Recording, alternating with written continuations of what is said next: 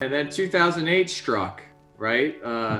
If you were in real estate, you went through some challenges. It didn't matter how good your project was, how smart you were, how much money you had or didn't. It was a painful process. And, I took it as really an opportunity.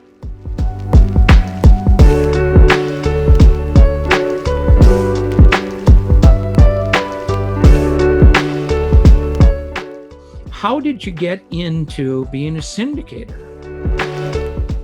Yeah, and we're in the process of redoing our website. So depending on when people go and look at it, it's a little outdated and antiquated, and we're trying to get into the new century here. But how did I get into apartments? As you touched on, I was in corporate real estate, corporate development. Partnered with some investment bankers out of LA and New York. 2004, 2005 or so, went on my own as a developer, primarily in commercial, some residential, some hospitality, and then 2008 struck, right? If you were in real estate, you went through some challenges. It didn't matter how good your project was, how smart you were, how much money you had or didn't. It was a painful process.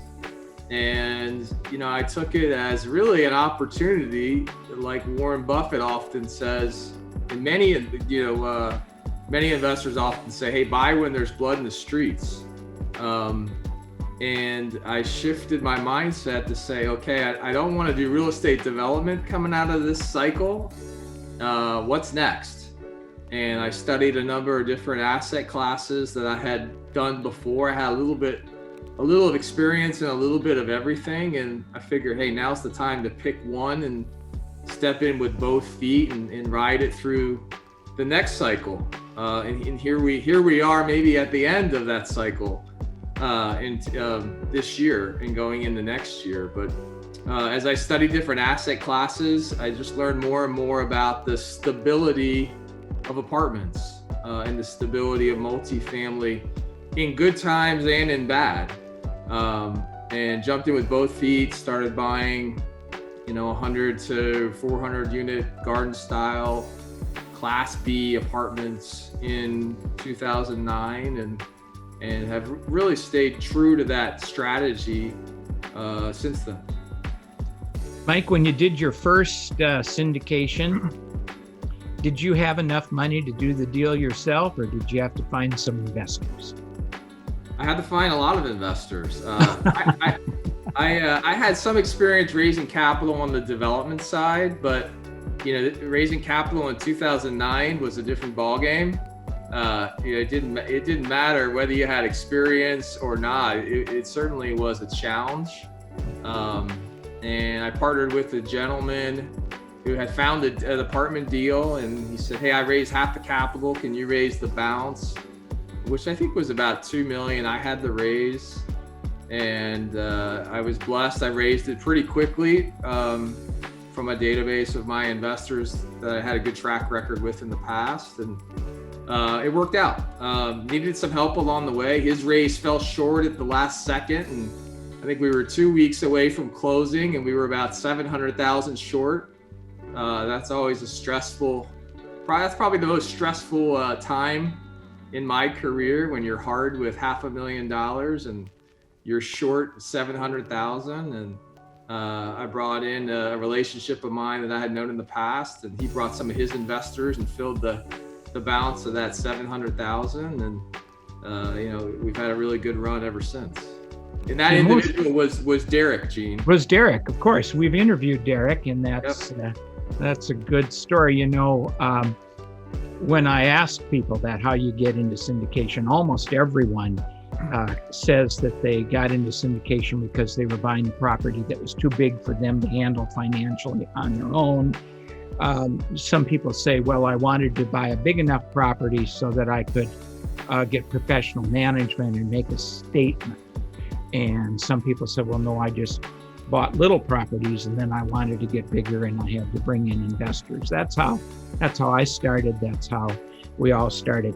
So Over the years that I've worked with you, you and Derek have gone out and found your own projects to do.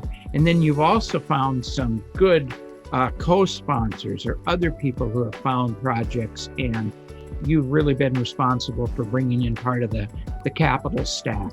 Is that going to be your same strategy going forward in the next 2 or 3 years? No, the initial strategy was really to build up the business, to take it to an institutional level. That was the goal from the beginning.